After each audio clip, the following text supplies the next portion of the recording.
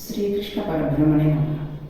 నిన్నటి పారాయణంలో మనం హిరణ్యకశిపుడు గొప్ప తపస్సు చేసి చతుర్ముఖ బ్రహ్మగారి దగ్గర ఒక గొప్ప వరాన్ని పొందడం, ఆ తర్వాత ఇంద్రాది దేవతలందరినీ కూడా ఇంటి నౌకరులుగా వాడుకోవడం, ఒక భయంకరమైన పరిపాలన కొనసాగిస్తూ ఉండడం దాకా తెలుసుకున్నాం.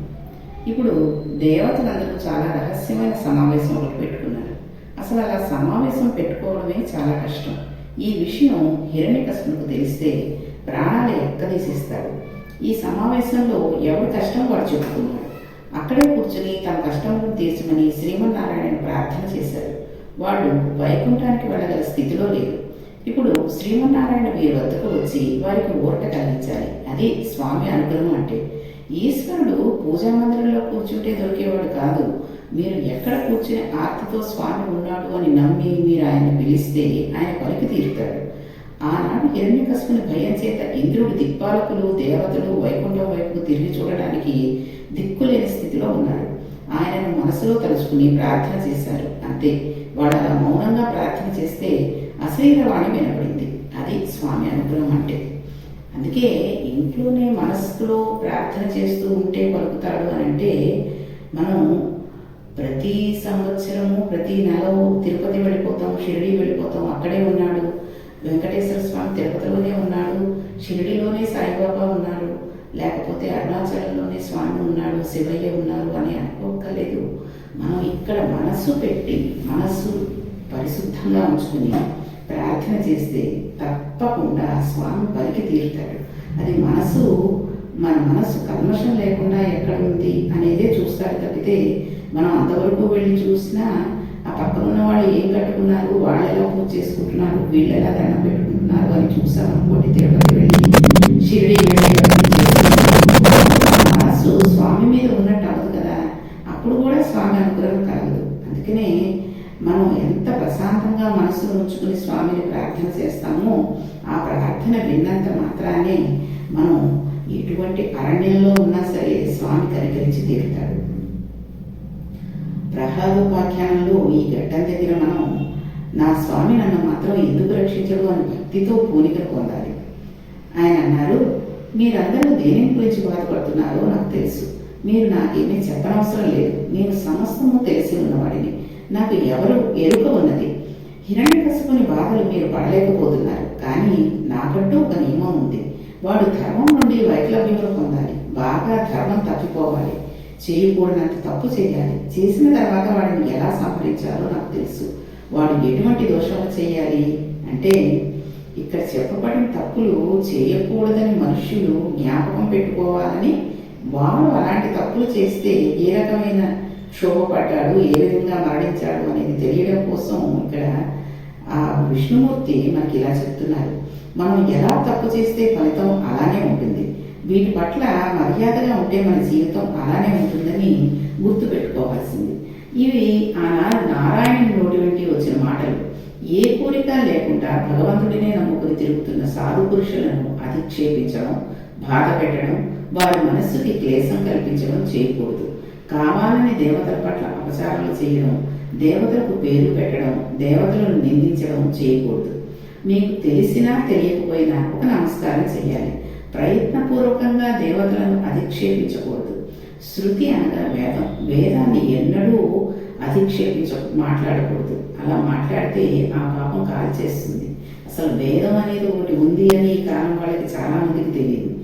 అటువంటిది ఆ వేదాన్ని సినిమాల్లో చూపించినట్టుగా దాన్ని ఇష్టం వచ్చినట్టు మాట్లాడితే ఆ పాపం కాల్చేస్తుంది. ఆవులను ఎప్పుడూ బాధ పెట్టకూడదు. ఆవు పట్ల పరమ మర్యాదతో ప్రవర్తించాలి. చూడండి, ఆవుల్ని అవి ఇళ్ళ దగ్గరకు వచ్చి ఏమైనా మొక్కలు అవి తిందామనుకుంటే పెద్ద పెద్ద కర్రలు ఇచ్చుకుని పడే మనం కొట్టేస్తూ ఉంటారు. పోలేండి, ఆ మొక్క మళ్ళీ చిగురిస్తుంది, పోయిందేముంది, అంత గట్టిగా కొట్టేయాలా? చూడండి, మనం కూడా ఆ రోడ్డు మీద వెళుతున్నప్పుడు ఆవుల్ని ఒక ఆటో, పెద్ద ఆటో లాగా వెనకాల ఏమీ లేకుండా ఉండే దాంట్లో ఇరుకురుగ్గా ఒక 5-6 ఆవుల్ని పెట్టేసి ఒకదాని మెడ ఒకదానికి పెట్టేసి కదలకుండా ఉండేటట్టుగా పెట్టి తీసుకుని వెళ్ళిపోతూ ఉంటారు. వెనకాలే మనం వెళుతూ ఉంటాం కానీ ఏమీ మాట్లాడలేని పరిస్థితి. అందుకని ఆవు ఇంటి దగ్గరికి వచ్చిందంటే కాస్త బియ్యం, బెల్లం ముక్క పెట్టి దానికి పెడితే కంచి కామాక్షి అమ్మవారికి పెట్టినంత పుణ్యం లభిస్తుంది. ఇక బ్రాహ్మణులందు గౌరవంతో ఉండాలి. కొంతమంది తెలిసి కూడా ధర్మం తప్పి మహాపాపాలను ఆచరిస్తూ ఉంటారు. చిట్టచివరికి ఏ ఈశ్వరుడు నోరించి శక్తి ఇచ్చాడో ఆ ఈశ్వరుడినే నింద చేస్తూ ఉంటారు. ఆ ఈశ్వరుని ప్రసాదం తినరు. కాబట్టి మీకు భద్రత కావాలనుకుంటే వీడి జోలికి వెళ్ళకూడదు. ఈశ్వరుడి ప్రసాదాన్ని తినరు అంటే ఇక్కడ ఆయన పెట్టే ప్రసాదం ఆ పులిహారో పరమాన్నమో తినరు అని కాదు. ఆయన ఇచ్చింది ఏంటి? మనకి ఇచ్చినదే ప్రసాదం. ఏది మనకి ఉండాలి అని ప్రాప్తం, ఎంత ఐశ్వర్యం ఇస్తే అదే ప్రసాదం. దాన్ని కానీ పక్కవాడి ప్రసాదాన్ని కూడా మనమే తినాలి అని అనుకోకూడదు. ఇటువంటి తప్పులను చేయడం వలన అహంకారం పెరుగుతుంది. కళ్ళు మూసుకుపోయిన వాడు ఎప్పుడో అప్పుడు ఈ అవచారాలని చేస్తాడు. అప్పుడు వాడిని పట్టుకుని చంపేస్తాను, వాడికి మామూలుగా చంపను, ఎలుకను పాము పట్టుకు చంపినట్టు చంపేస్తానని స్వామి ప్రతిజ్ఞ చేశారు. అప్పుడు దేవతలందరికీ ఉత్సాహం వచ్చేసింది. మనం పూనికతో ఉండాలి అని అనుకున్నారు.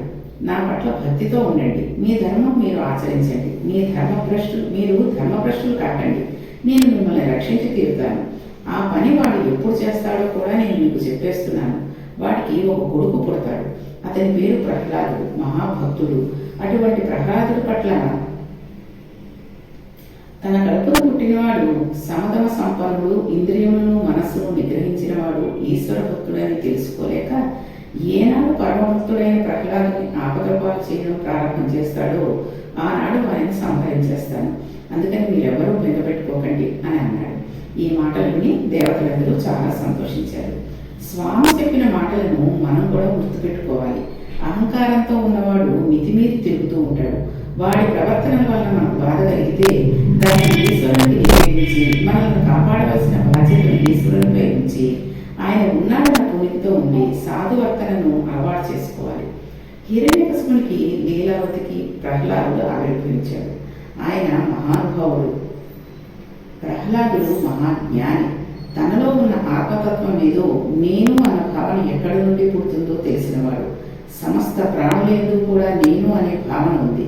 నన్ను ఒకరు బాధ పెడితే నేను ఎంత బాధపడతానో ఇతరులు నా వల్ల బాధను పొందినా ఆ బాధ ఒకలాగే ఉంటుంది అని తనలో చూసుకుంటున్న నేనన్న భావనని అన్ని ప్రాణుల యందు చూసిన మహాపురుషుడు. మనం రుద్రాధ్యాయం చదువుతున్నప్పుడు అంతటా నిండి ఉన్నవాడు ఈశ్వరుడు ఒక్కడే అని ప్రతిపాదన చేస్తాం కదా. పెద్దలు కనబడితే మృత్యుడైన వాడు ఎలా ప్రవర్తిస్తాడో అలా వెంటనే నమస్కారం చేసి స్వాగతం పలికే లక్షణం ఉన్నవాడు ప్రహ్లాదుడు. తన కళ్ళకి అడ్డంగా వేరొక స్త్రీ కనబడితే కంటికి ఒక లక్షణం ఉంటుంది. కంటికి ఎదురుగా ఏదైనా ఒక వస్తువు వచ్చినట్లయితే కంటి నుండి ప్రసారమైన కాంతి కిరణములు ఆ వస్తువు మీద పడి పరావర్తనం చెంది వెనకనున్న రెటీనా మీద ఆ వస్తువు ముద్రపడేటట్టు చేస్తుంది. ఈ ముద్రపడడం ఈ కంటి లక్షణం. కంటికి ఎదురుగా ఏ వస్తువు వస్తే ఆ వస్తువును వెనకాలలో చూపిస్తుంది. ఆ వస్తువును చూసిన మనస్సు ఎలా ప్రవర్తిస్తుంది అనే దానిని బట్టి మన బంధం కానీ మోక్షం కానీ ఆధారపడి ఉంటాయి. కారణం బంధుమోక్షయ మనస్సే కారణమవుతుంది. తన కంటి చేత చూడబడి ఆ కిరణములు పరావర్తనం చెంది లోపల ఆ ప్రతిబింబం ఏర్పడడం చేత మనస్సు దర్శనం చేస్తున్న వస్తువుని పరమ పవిత్రమైన దృష్టితో చూడడం మనకు అలవాటైన నాడు మన జీవితం ఉద్ధరింపబడిపోతున్నట్టే. ఇది 5వ ఏటే ప్రహ్లాదుడికి అలవాటైంది. కాబట్టి చూడండి, కంటికి ఎదురుగుండా స్త్రీ కనబడితే కేవలం మాతృభావన చేసి మా అమ్మ ఇలా కనబడింది కంచి కామాక్షి తల్లి అనే భావనతో ప్రవర్తించే స్వభావం ఉన్నవాడు ప్రహ్లాదుడు. మనం కూడా ఈ రోజుల్లో ప్రతి మగవాడు వయసులో ఉన్నవారు అలా కనుక ప్రవర్తిస్తే ఇక స్త్రీలకి ఎటువంటి బాధలు ఉండవు. ఎవరైనా దీనులైన వారు కనబడితే ఆ దీనుడైన వాడిని చూసి వీడు పరమదీనుడు, అందుకని నేను వీడిని లెక్క పెట్టడేదేమిటి అనే భావన రావడం అహంకారం. దీనుడిని చూసి వీడు ఒక పరమదీనుడు. ఈశ్వరుడు దీనుడుగా కనపడి నా చేత ₹1 వాడికి దానం ఇచ్చాననే పుణ్యాన్ని నాకు కల్పించి నాకు ఉత్తరోత్తర సుఖాన్ని కల్పించడానికి ఆలంబనగా ఈశ్వరుడే నాకు ఎదురుగుండా దానం పట్టడానికి నాకు ఇలా కనబడి నన్ను విధ్రస్తున్నాడు అనే భావన చేత నమస్కరించగలగడం సంస్కారానికి నిదర్శనం. అందుకే మన భారతీయ ధర్మంలో ఇచ్చిన వాడికి పుచ్చుకున్నవాడు నమస్కారం చేయడు, పుచ్చుకున్న వాడికి ఇచ్చినవాడు నమస్కారం చేస్తాడు. అయ్యా, పుచ్చుకుని నన్ను ఉద్ధరించావు అంటాడు. గురువులు కరచరణాదులతో కదిలి వస్తున్న ఈశ్వరుడే అనే భావన కలిగినవాడు. తనతో కలిసి చదువుకుంటున్న స్నేహితులు కేవలం స్నేహితుడుగా కాకుండా తన తోడ పుట్టిన వాడలా చూసేవాడు. ప్రహ్లాదు పుట్టిన దగ్గర అబద్ధమాడిన సంఘటన ఒక్కటి లేదు. ఆయన తన తండ్రి హిరణ్యకశిపుడు అని తెలుసు, ఉన్నది రాక్షస రాజ్యం అని తెలుసు, గురువులు చండామార్కులు, ఉన్నది రాక్షస విద్యార్థులు, ఇటువంటి వారితో కలిసి ఉన్నవాడు ఒక్కనాడు కూడా అబద్ధం ఆడింది లేదు.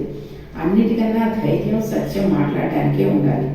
ఆ సత్యం మాట్లాడడానికి ధైర్యం అక్కర్లేదు, పిరికితనం ఉంటే చాలు. అసత్యం మాట్లాడడానికి ధైర్యం అక్కర్లేదు, పిరికితనం ఉంటే చాలు. మిక్కిలి మర్యాద కలిగిన వాడు ప్రహ్లాదుడు. అటువంటి ప్రహ్లాదుని గురించి పోతన గారు ఎంతో గొప్ప పద్యం చెప్పారు.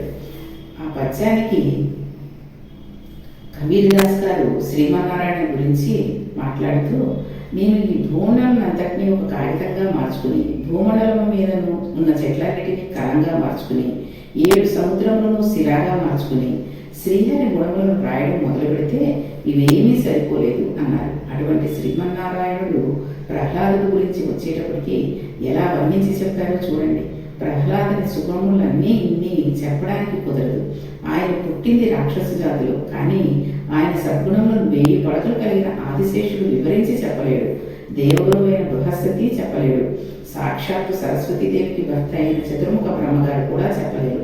అన్ని సద్గుణములు కలిగిన వాడు.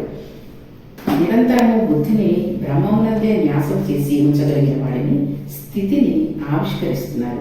సాధారణంగా మనం మాట చెప్తూ ఉంటాం, మనకి కష్టం ఎక్కడ వస్తుందంటే మనం కేవలం భగవంతుడిని అర్చించడం కోసమేనని పూజా మందిరంలోకి వెళ్తాం. తీరా కూర్చున్న తర్వాత 1 గంట సేపు పూజ చేస్తే యథార్థమైన తీర్పు మనం చెప్పుకుంటే ఎంతసేపు పూజ చేశాము అని చూసుకుంటే కర్మేంద్రియ సంఘాతమైన కాళ్ళు చేతులు ఏదో పువ్వులు పెట్టడం, అగరవత్తులు వెలిగించడం వంటి పనులు చేస్తున్నాయేమో కానీ మనస్సు మాత్రం బయట తిరుగుతూనే ఉంటుంది. మనస్సును తీసుకొచ్చి భగవంతుని ముందు పెట్టడం అనేది చాలా కష్టం. మన మనస్సు అనే పుష్పాన్ని తీసుకువెళ్ళి పరమేశ్వరుని పాదపద్మంలో పెడితే స్వామి సంతోషపడిపోతాడు. ఈ బాహ్యార్చనను ఆయన కోరుకోలేదు అంటారు శివానందరాయలు, శంకర భగవత్పాదులు. ప్రహ్లాదుడు నీళ్లు తాగుతూ ఈశ్వరుని చూసేవాడు. లింగ పురాణంలో వ్యాసుడు ఒక అద్భుతమైన మాట అంటారు. ఒక భూతమునకు వ్యతిరేక్తంగా మరొక భూతమును ఈశ్వరుడు సృష్టించాడు. అగ్ని ఈశ్వరుని చేత సృష్టించబడింది. అటువంటి అగ్ని తప్తం చేసి దాహం కలిగేటట్టు చేస్తుంది. ఈశ్వరుని చేతనే నీరు సృష్టించబడింది.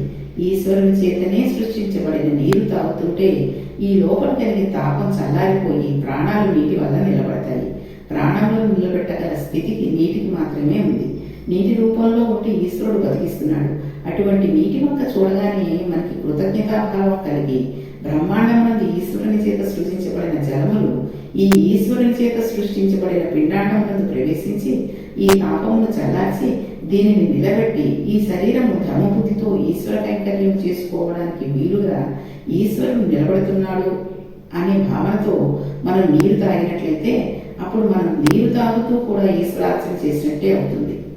ఈ నీరు గురించి నీటిలో ఈశ్వరుడు ఉన్నాడు అని చెప్పినప్పుడు మనం ఒక ముఖ్యమైన విషయాన్ని కూడా గమనించాలి. సర్వసాధారణంగా ఆ నీళ్లతో ఉన్న బకెట్లని బాత్రూంలో అవి కాళ్ళతో పక్కకు తోసేస్తూ ఉంటారు.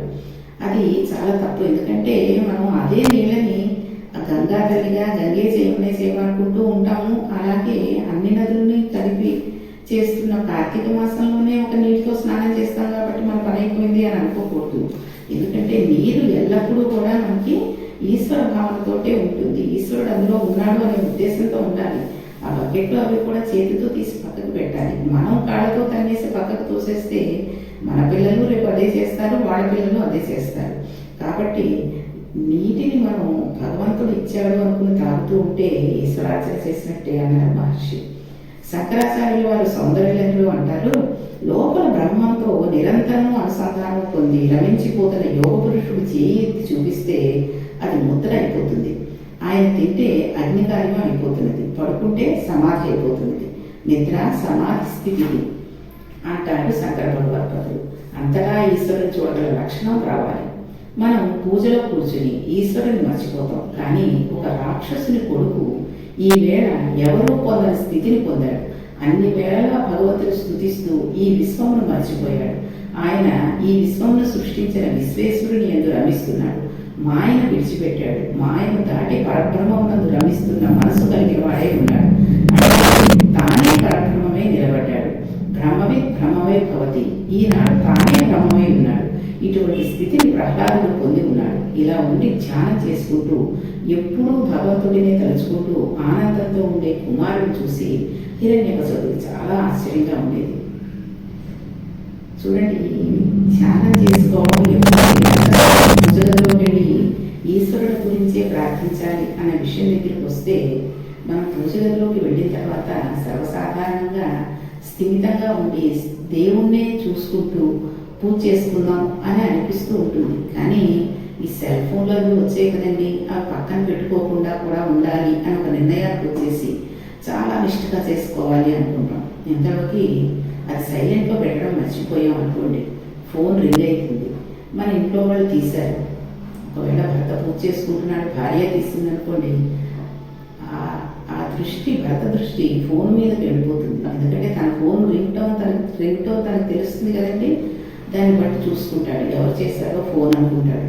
ఈ లోపల ఈవిడ ఆయన డిస్టర్బెన్స్ ఎందుకు ఆయనకి అని ఈవిడ ఫోన్ తీసి చెప్పండి అన్నయ్య గారు అందనుకోండి, ఇక్కడ మనసులో అనేక ఆలోచనలు. అన్నయ్య గారు అంటుంది ఎవరు, శర్మ గారు చేశారా, మూర్తి గారు చేశారా, లేకపోతే కృష్ణ గారు చేశారా, ఎవరు చేశారు అనుకుంటూ ఉంటాడు. ఇప్పుడు ఈ లోపల పూజ అష్టోత్తరం నోటితో అయిపోతూ ఉంటుంది, పువ్వులు చేతితో వేసేస్తూ ఉంటారు, మనసు ఫోన్ మీదకి వెళ్ళిపోతుంది. దానిని కలగకుండా ఉండడమే ధ్యానంలో ఉండడం. కాబట్టి మనం పూజ చేసేటప్పుడు ఎంతో నిష్టగా ముందే జాగ్రత్త పడి ఆ సెల్ ఫోన్ అన్నీ పక్కన పెట్టేసి సైలెంట్లలో పెట్టుకుని చక్కగా ఒక్క 10 నిమిషాలు భగవంతుడు ప్రార్థన చేస్తే బాగుంటుంది. ఇలా కొడుకుని చూసి ఆశ్చర్యంలో ఉన్న హిరణ్యకశిపుడికి ఏం జరిగింది, ఆ కొడుకు తండ్రి కొడుకుల మధ్య ఎటువంటి చిత్రవిచిత్రమైన పరిస్థితులు ఏర్పడ్డాయి అనే విషయాన్ని రేపటి పారాయణంలో తెలుసుకుందాం. శ్రీకృష్ణ పరబ్రహ్మణే నమః.